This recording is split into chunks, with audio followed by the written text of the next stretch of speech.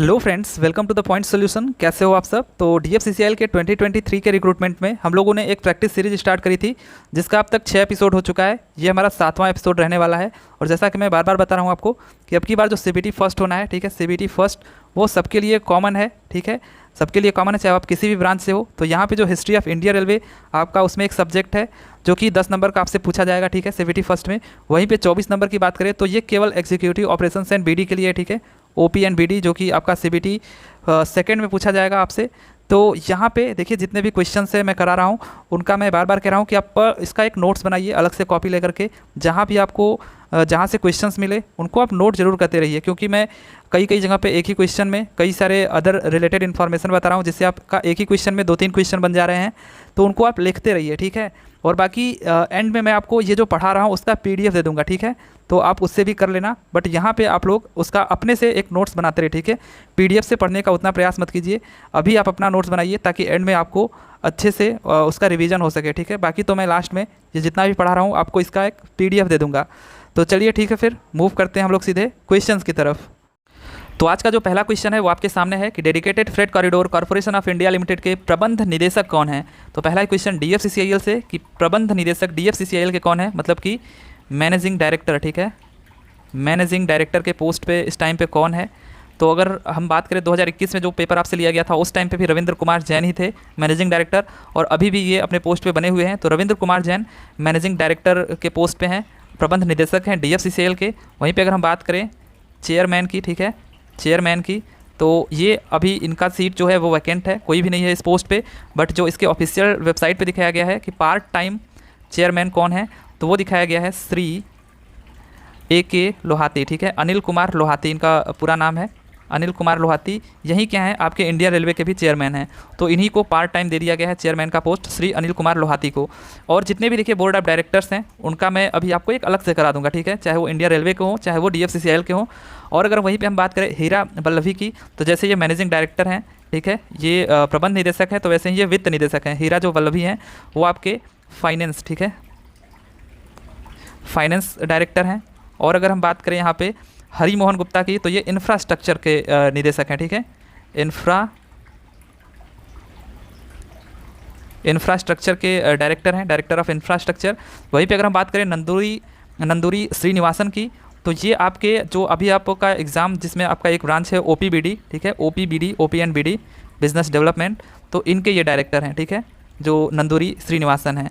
तो यहाँ पे जितने भी बोर्ड ऑफ डायरेक्टर्स हैं उनको मैं आपको अलग से करा दूंगा, ठीक है, उसकी चिंता नहीं करनी है। यहाँ पे आप देख सकते हो कि मैंने ये ऑफिशियल वेबसाइट से ये कटआउट लिया है, जिसमें कि मैनेजिंग डायरेक्टर जो है वो श्री रविंद्र कुमार जैन है। 11/12/2020 को ये प्रबंध निदेशक के पोस्ट पे आए थे, ठीक है। अगला जो क्वेश्चन है हमारा कि मेट्रो मैन के रूप में भी जाना जाता है डैश का भारत में मेट्रो रेल के विकास के इतिहास में एक महत्वपूर्ण स्थान है। तो कौन है जिनको मेट्रो मैन के रूप में जाना जाता है, सुरेश प्रभु, ई श्रीधरन, मंगू सिंह, या फिर इनमें से कोई नहीं।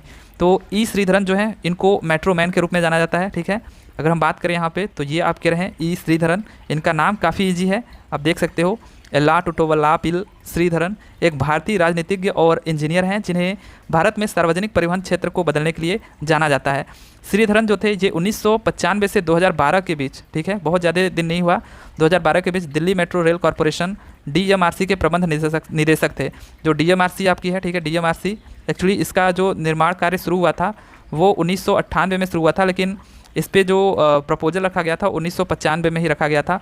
तब से लेकर के 2012 तक ये Delhi metro rail corporation DMRC के प्रबंध निदेशक थे। और इन्होंने इतना उस पर काम किया कि इन्होंने उसके एक तरह से कह सकते हो कि मेट्रो रेल कॉरपोरेशन या फिर मेट्रो की बात करें तो इनका बहुत ज़्यादा योगदान रहा है, ठीक है। और दिल्ली मेट्रो में उनके कार्यकाल को भारत के लिए इतना सफल और महत्वपूर्ण माना गया कि उन्हें 2008 में भारत सरकार द्वारा पद्म विभूषण से सम्मानित किया गया था, राइट। तो ये आप कह रहे हैं एल्लाटुटोवल्लापिल श्रीधरन, ई श्रीधरन, राइट।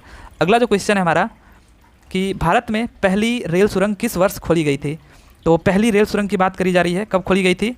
तो ऑप्शंस आपके सामने है 1916, 17, 18 या फिर 19। तो ये पहली जो रेल सुरंग थी वो आपकी खोली गई थी 1916 में, ठीक है। तो फर्स्ट ऑप्शन यहाँ पे करेक्ट है। जितने भी ईयर वाइज डाटा हैं उनको भी आपको एक बार ज़रूर देखना है। मैंने पहले ही बताया है कि 2021 का पेपर जो पूछा गया था उसमें ऐसे ऐसे क्वेश्चन पूछे गए थे कि बताइए इलाहाबाद को जैसे कुछ भी कि कानपुर से कब जोड़ा गया, तो अब ये सब क्वेश्चंस कौन इतना देखता है। तो यहाँ पे भारत की पहली जो रेल सुरंग है वो किस वर्ष खोली गई थी, ये तो फिर भी हिस्ट्री का क्वेश्चन है, ठीक है। तो ये 1916 में खोली गई थी, राइट। अगर हम बात करें यहाँ पे तो पहली जो रेल सुरंग थी उसका नाम क्या था, पारसिक सुरंग। और यह एक लंबी विद्युतीकृत दोहरी लाइन रेलवे सुरंग है जो भारतीय रेलवे के मध्य रेलवे क्षेत्र द्वारा संचालित है। सुरंग महाराष्ट्र के ठाणे के पारसिक पहाड़ी में स्थित है, राइट। और सुरंग की जो ऊंचाई है वो 45 मीटर है और ट्रेन को सुरंग को पार करने में लगभग 2 मिनट का समय लगता है। टोटल लेंथ यहाँ पे अगर मैं बताऊँ तो ये 101.3 किलोमीटर की लेंथ है, बहुत ज़्यादा लेंथ नहीं है। और अब वहीं पे अगर हम बात करें जो सबसे लंबा रेलवे टनल है अभी तक का, मैंने इसके पहले वाले ही वीडियो में बताया था, जो कि आपका था यहाँ पे कि USBRL, ठीक है, उधमपुर श्रीनगर बारामूला रेल लिंक। यहाँ पे आपका जो रेलवे बना था जो कि बनिहाल कटरा मार्ग पर T49 नाम से, तो ये अभी तक आपका सबसे लंबा रेलवे टनल है। टोटल इसकी जो लेंथ है वो 12.75 है। क्वेश्चन मैंने ये पूछा था कि एस्केप टनल के बारे में, ठीक इसी के साथ एक एस्केप टनल बनाया गया, ठीक इसी के साइड में, जिसकी जो टोटल लेंथ है वो 12.89 या फिर 98 के करीब थी, ठीक है। मैंने इसके पहले जस्ट कराया था। तो सबसे अभी अगर हम बात करें लंबा रेलवे टनल तो ये T49 12.75 जो कि उधमपुर श्रीनगर बारामूला रेल लिंक पर है, ठीक है, बनिहाल कटरा रेलवे लाइन मार्ग पर। और 12.98 किलोमीटर की अगर हम बात करें तो सबसे लंबा एस्केप टनल है, ठीक है, जो कि जम्मू एंड कश्मीर में है। और यहाँ पे पारसिक सुरंग जो है ये पहली रेलवे सुरंग है जो कि 1916 में बनाई गई थी, ठीक है, 1916 में। अगला क्वेश्चन देख लेते हैं। अगला जो क्वेश्चन है हमारा कि देश की पहली पूर्णतः वातानुकूलित ट्रेन किन किन शहरों के बीच शुरू की गई थी। तो पहली फुल्ली एयर कंडीशनड की बात करी जा रही है यहाँ पे, एयर कंडीशनड ही नहीं फुल्ली एयर कंडीशन ट्रेन की बात करी जा रही है कि किन शहरों के बीच शुरू की गई थी। नागपुर, मुंबई, इलाहाबाद, कानपुर, दिल्ली और आगरा, या फिर हावड़ा और दिल्ली। तो ये शुरू की गई थी हावड़ा और दिल्ली के बीच, ठीक है। तो फोर्थ ऑप्शन यहाँ पे करेक्ट है। कौन सी ट्रेन ये थी, तो इस ट्रेन का नाम था डिलक्स, ठीक है, डिलक्स एक्सप्रेस। बट इसको बाद में इसका नाम रख दिया गया था पूर्वा एक्सप्रेस, ठीक है। पूर्वा एक्सप्रेस जो अभी ट्रेन है वो पहली फुल्ली एयर कंडीशन ट्रेन थी जो कि हावड़ा और दिल्ली के बीच चली थी। ये आपका 1956 में चली थी, ठीक है। अगर हम बात करें यहाँ पे तो देश की पहली पूर्णतः जो वातानुकूलित ट्रेन थी 1956 में शुरू की गई। ट्रेन हावड़ा से दिल्ली के बीच शुरू की गई। अब इसे पूर्वा एक्सप्रेस कहा जाता है, पहले डिलक्स एक्सप्रेस बोला जाता था। और ये पूर्वी रेलवे जोन द्वारा संचालित है। वहीं पर अगर हम बात करें फर्स्ट AC ट्रेन, ठीक है, AC ट्रेन, क्योंकि यहाँ पे ये तो फुल्ली एयर कंडीशन थी, ठीक है। लेकिन वहीं पे अगर हम बात करें पहली AC ट्रेन जिसमें और भी कोचेज़ थे बट उसमें AC कोचेज़ भी थे, तो पहली AC कोचेज़ या फिर आप कह सकते हो AC ट्रेन वो कौन सी थी, तो ये आपकी थी पंजाब मेल, ठीक है, पंजाब मेल। इसका बाद में नाम बदल दिया गया फ्रंटियर मेल, ठीक है। तो इसका बाद में नाम बदल दिया गया फ्रंटियर मेल। तो ये आपकी पहली ट्रेन थी, ये जो कि मुंबई से अफ़गान के बीच चलती थी, अफ़गान बॉर्डर तक मतलब। तो ये आपकी पहली AC ट्रेन थी। लेकिन फुल्ली AC ट्रेन की बात करेगा तो पूर्वा एक्सप्रेस, तो आपको दोनों याद रखना है, ठीक है। पूर्वा एक्सप्रेस या फिर डिलक्स एक्सप्रेस आप बोल सकते हो। पहले उसका नाम डिलक्स ही एक्सप्रेस था जो कि 1956 में शुरू की गई थी। अगला क्वेश्चन देख लेते हैं। यदि किसी ने ऑनलाइन टिकट रद्द कर दिया है तो धन वापसी के भीतर उसके बैंक खाते में जमा कर दी जाएगी। तो कितने दिनों के अंदर अंदर जो रिफ़ंड है, अगर आपने टिकट कैंसिल किया है तो आपको रिफ़ंड मिल जाएगा। तो ऑप्शंस आपके सामने है 3 दिन, 5 दिन, 7 दिन या फिर 10 दिन। तो अगर आपने ऑनलाइन किया है, ठीक है, एक आपका ऑफलाइन भी होता है जो आप काउंटर पर जाकर के करते हो, लेकिन अगर आपने ऑनलाइन किया है तो ये आपका 5 दिन के अंदर आपको रिफ़ंड मिल जाता है, जो अगर आपने कैंसिल किया है। तो ये जनरल टिकट की बात हो रही है। वहीं पे अगर आपने काउंटर पर जाकर के किया है, क्योंकि कुछ लोग काउंटर पर भी जाकर टिकट बुक करते हैं, वहाँ पे वो कैश देते हैं, ठीक है, कैश देते हैं। तो ये जो पैसा है वो आपको 7 दिन के अंदर, अगर आपने फिर वहाँ पर जाकर के कैंसिल कराया टिकट को, तो ये आपको 7 दिन के अंदर मिल जाएगा, ठीक है। तो ये आपका हो गया काउंटर टिकट, ठीक है, काउंटर या फिर कह लीजिए ऑफलाइन अगर आप जाकर के रिजर्वेशन कराते हो तो। और वहीं पे अगर हम बात करें ऑनलाइन के केस में, तो ऑनलाइन के केस में आप देख सकते हो कि 5 दिन के अंदर हो जाता है। और वहीं पे अगर हम बात करें तत्काल टिकट की, तो तत्काल में कोई भी रिफ़ंड की सुविधा नहीं होती है। आप उसको कैंसिल तो कर सकते हो लेकिन वहाँ पे वो रिफ़ंड आपका नहीं होता है, ठीक है। तो तत्काल जो टिकट होता है वो आपका उसमें रिफ़ंड का कोई नहीं है। एक आपका प्रीमियम तत्काल भी होता है, ठीक है, तो उसमें तो कैंसिल ही नहीं होता है और बाकी रिफ़ंड की तो बात ही अलग है। तो ये आपका रहा कि ऑनलाइन टिकट अगर आप करते हो तो 5 दिन के अंदर पैसे आपको रिफ़ंड हो जाते हैं। वहीं ऑफलाइन करते हो काउंटर पर जा करके तो ये आपको 7 दिन के अंदर रिफ़ंड हो जाता है, राइट। तो अगला जो क्वेश्चन है हमारा कि भारतीय रेलवे का राष्ट्रीयकरण किस वर्ष किया गया था। तो यहाँ पे इंडियन रेलवे का नेशनलाइजेशन किस वर्ष किया गया था, ये काफ़ी फेमस क्वेश्चन है और कई सारे एग्जाम में भी ये पूछा जाता है रेलवे को छोड़कर भी। तो इसका जो नेशनलाइजेशन हुआ था वो 1951 में हुआ था। तो सेकंड ऑप्शन यहाँ पे आपका करेक्ट है, राइट। अगला क्वेश्चन देख लेते हैं कि भारतीय रेलवे की अंतर्राष्ट्रीय पर्यटक ब्यूरो सुविधा डैश पर उपलब्ध नहीं है। तो क्वेश्चन देख करके ये बोर नहीं होना है क्योंकि 2021 का पेपर आपको पता ही है कैसा आया था तो उस पर काफ़ी सारे ऐसे क्वेश्चंस पूछे गए थे जो कि उम्मीद से परे थे। तो यहाँ पे भारतीय रेलवे के अंतर्राष्ट्रीय पर्यटक ब्यूरो सुविधा की बात हो रही है, मतलब इंटरनेशनल टूरिस्ट ब्यूरो फैसिलिटी, ठीक है। इंटरनेशनल जो टूरिस्ट ब्यूरो फैसिलिटी है वो कहाँ पर उपलब्ध नहीं है, चेन्नई, तिरुवनंतपुरम, सिकंदराबाद या फिर बेंगलुरु। तो ये देखिए जो आपका इंटरनेशनल टूरिस्ट ब्यूरो फैसिलिटी है वो एक्चुअली जो फॉरेन से आते हैं उनको यहाँ पे इंक्वायरी के लिए, ठीक है, टिकट बुकिंग के लिए या फिर रिजर्वेशन के लिए, जो भी कई सारे यहाँ पे इंक्वायरी है उनमें इनको हेल्प दी जाती है इस जो इंटरनेशनल आपका टूरिस्ट ब्यूरो फैसिलिटी है। और ये है कहाँ कहाँ पे, तो आप देख सकते हो कोलकाता, चेन्नई, बेंगलुरु, अहमदाबाद, सिकंदराबाद, जयपुर, जोधपुर, वाराणसी, नई दिल्ली, आगरा, कैंट और मुंबई। तो ये इन प्लेसेस पर है, बट तिरुवनंतपुरम पे नहीं है। तो सेकंड ऑप्शन यहाँ पे आपका क्या हो जाएगा, करेक्ट हो जाएगा, ठीक है। इसको आप ध्यान दीजिएगा कहाँ कहाँ पर है, बस इतना आप याद कर लीजिए, मतलब एक बार रीडिंग मार लीजिए, याद नहीं करना है, ठीक है, नहीं तो अदर चीज़ें भूल जाएंगी। तो कोलकाता, चेन्नई, बेंगलुरु, अहमदाबाद, सिकंदराबाद, जयपुर, जोधपुर, वाराणसी, नई दिल्ली, आगरा, कैंट और मुंबई में यह है, ठीक है। तो यहाँ पे सेकंड ऑप्शन करेक्ट हो गया कि तिरुवनंतपुरम में यह फैसिलिटी नहीं है। ये आपका 2014 में ये एक्टिव हुआ था, ठीक है, 24 घंटे ये काम करना शुरू कर दिया था। तो 12/12/2014 से ये एक्टिव हुआ था, ये जो आपका इंटरनेशनल टूरिस्ट ब्यूरो फैसिलिटी है, राइट। अगला क्वेश्चन देख लेते हैं। अगला जो क्वेश्चन है हमारा, कालका शिमला रेल मार्ग पर पेट्रोल रेल कार किस वर्ष शुरू हुई थी। तो कालका शिमला मार्ग पर जो यहाँ पे बोल रहा है पेट्रोल रेल कार, ये किस वर्ष शुरू हुई थी। तो सबसे पहली बात तो जो कालका शिमला रेल मार्ग है इसको वर्ल्ड हेरिटेज साइट का उपाधि प्राप्त है, ये काफ़ी इंपॉर्टेंट है, ठीक है। तो 2008 में इसको वर्ल्ड हेरिटेज साइट की उपाधि दी गई थी। और इस पे जो पेट्रोल रेल कार शुरू हुई थी ये आपका 1911 में शुरू हुई थी, ठीक है।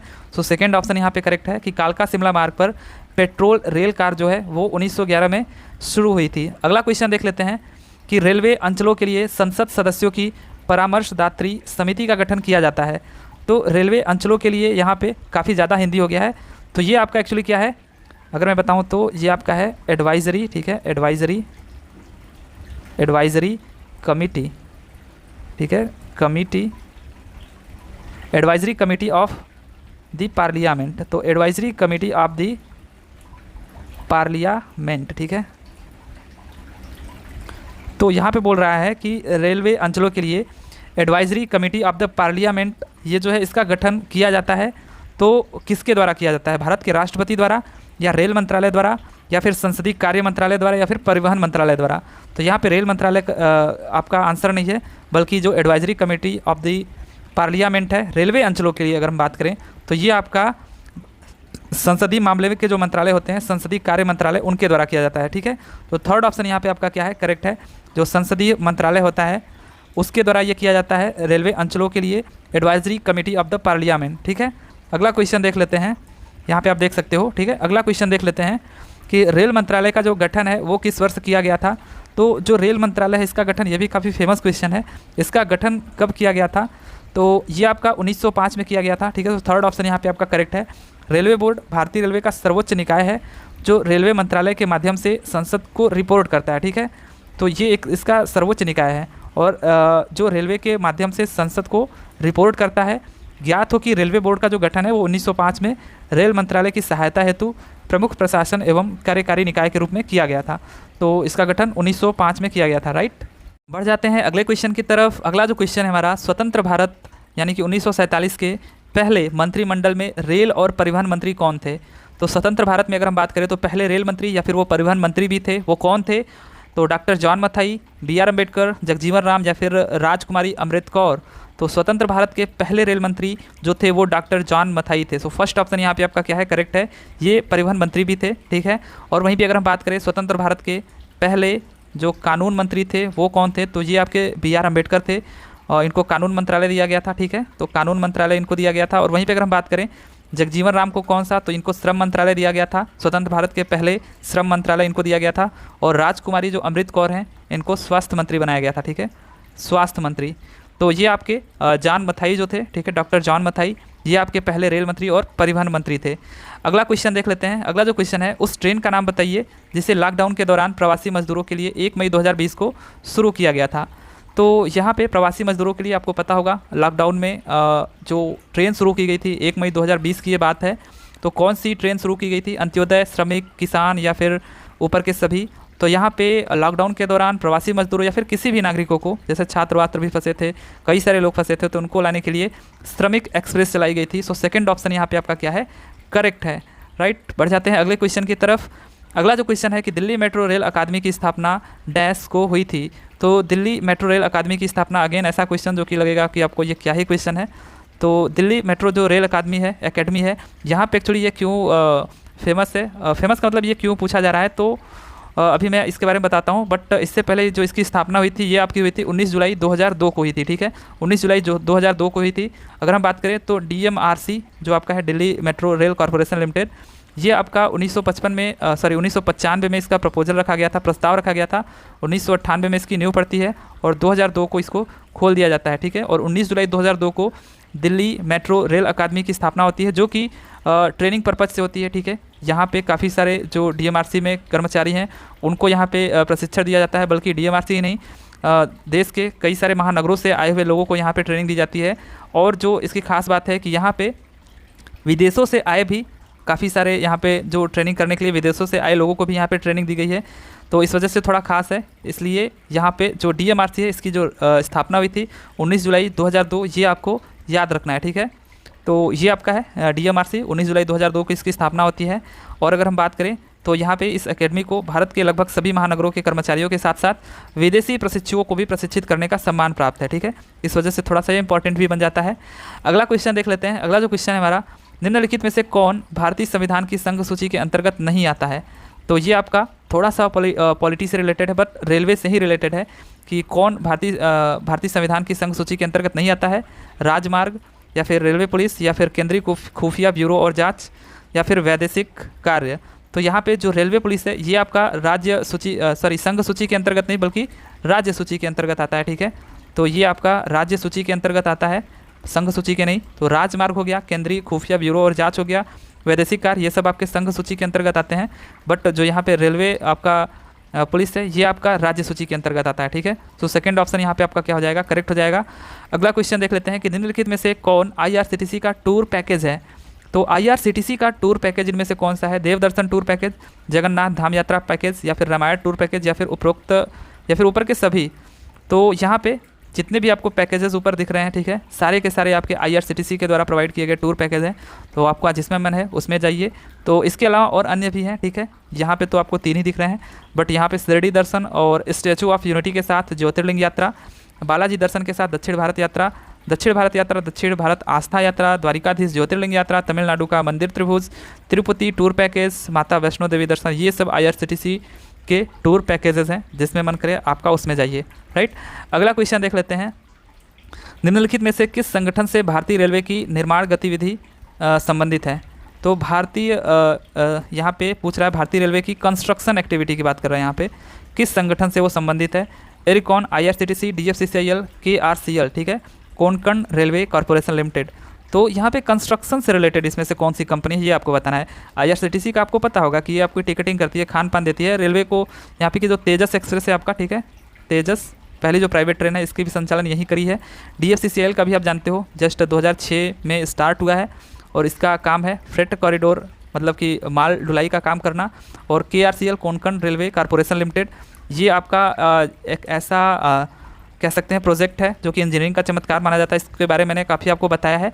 तो एरकॉन जो कंपनी है, ये आपका कंस्ट्रक्शन से रिलेटेड है। सो फर्स्ट ऑप्शन यहाँ पे आपका क्या हो जाएगा, करेक्ट हो जाएगा।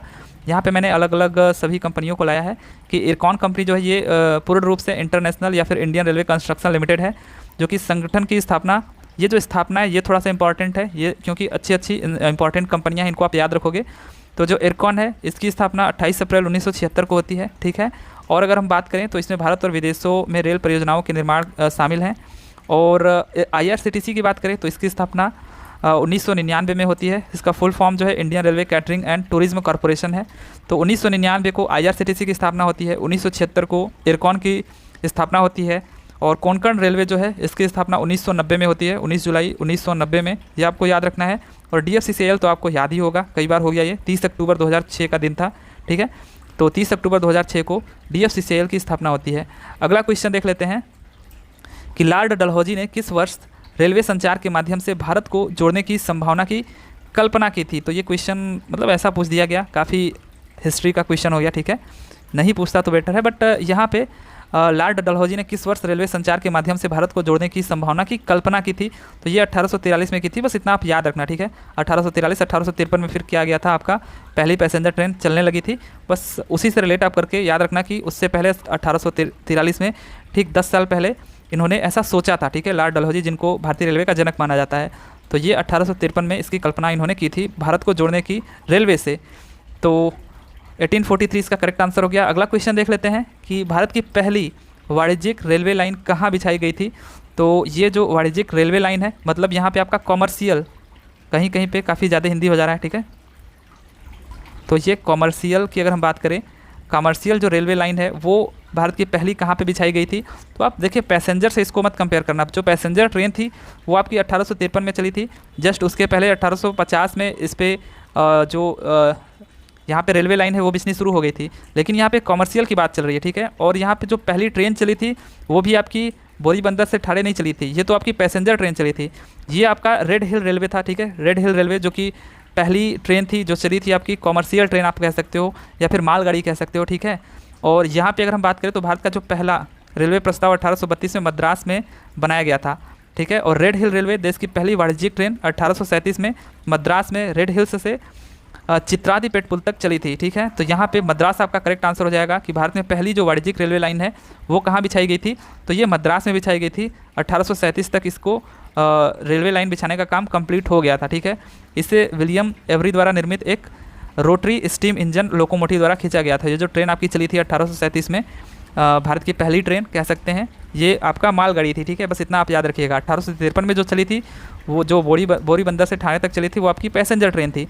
तो ये आपका रेड हिल रेलवे जो कि पहली वाणिज्यिक ट्रेन थी, ये 1837 में मद्रास में रेड हिल्स से चित्रादिपेट पुल तक चली थी, ठीक है। भारत की ये पहली ट्रेन थी।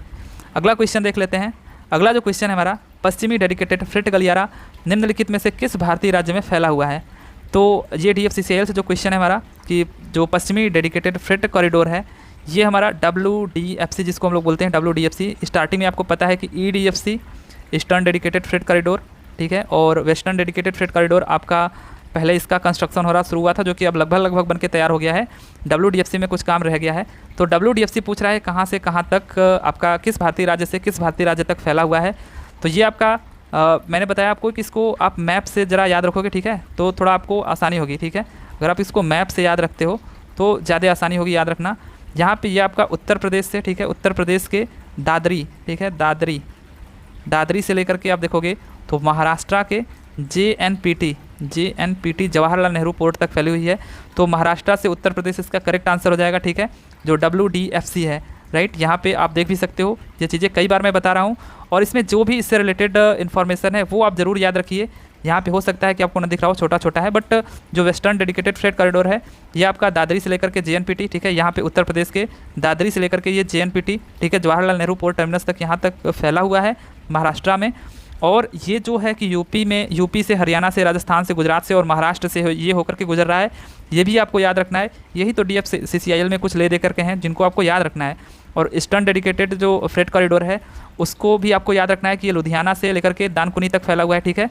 तो आप देख सकते हो यहाँ पे लुधियाना से लेकर के दानकुनी तक फैला हुआ है। और ये किस किस राज्य से होकर के गुजर रहा है ये भी आपको याद रखना है। इवन किस राज्य में सबसे ज़्यादा है ये भी आपको याद रखना है। तो ईस्टर्न डेडिकेटेड फ्रेट कॉरिडोर की बात करें तो यूपी में सबसे ज़्यादा रूट लेंथ इसका है 1078, ठीक है, ये आपको याद रखना है। और सबसे कम अगर हम बात करें तो 72 किलोमीटर आपका हरियाणा में है, ठीक है, हरियाणा में सबसे कम 72 किलोमीटर है। और वहीं पे अगर हम बात करें यहाँ पे तो 19 किलोमीटर सबसे कम इस बार यूपी में है वेस्टर्न डेडिकेटेड फ्रेट कॉरिडोर का। और 567 किलोमीटर सबसे ज़्यादा राजस्थान में, ठीक है, 567 किलोमीटर। तो बस ये छोटी छोटी चीज़ें हैं आपको याद रखना है। इवन मैं तो कहूँगा आप सारे डेटा इसके याद कर जाइए, ठीक है। और 1506 किलोमीटर की टोटल रूट लेंथ है वेस्टर्न डेडिकेटेड फ्रेट कॉरिडोर की। और यहाँ पे अगर हम बात करें ईस्टर्न डेडिकेटेड फ्रेट कॉरिडोर की तो ये 1875 किलोमीटर, पहले कहीं कहीं पे इसको 1839 लिखा गया है, कहीं कहीं पे इसको 1865 फिर दिखाया गया है। लेकिन अभी आप इसको टोटल कैलकुलेट करोगे जो बनकर के तैयार हो चुका है तो 1337 और 538 अगर आप देखोगे तो ये टोटल 1875 रूट किलोमीटर आ रहा है, जो कि इस टाइम पर आपका, ठीक है, अंडर कंस्ट्रक्शन है। ये जो 538 किलोमीटर है, ठीक है, आपको दिख रहा है वो अंडर कंस्ट्रक्शन है, लेकिन जब ये बन जाएगा तो टोटल 1875 किलोमीटर इसका हो जाएगा, ठीक है। तो ये जो है DFCCIL के बारे में तो काफ़ी सारी चीज़ें अभी और हैं, बट यहाँ पे जो यहाँ पे आपको दिया जा रहा है उसको आप नोट करते रहिए हर जगह पे, ठीक है। बाकी यहीं तक करते हैं। ये रहे आपके कुछ 20 क्वेश्चन जो कि आपके प्रैक्टिस सेट 7 के हैं आई थिंक। तो ठीक है, फिर चलिए मिलते हैं अगले फिर प्रैक्टिस सेट में अगले टॉपिक के साथ। तब तक के लिए thank you, tata and bye bye.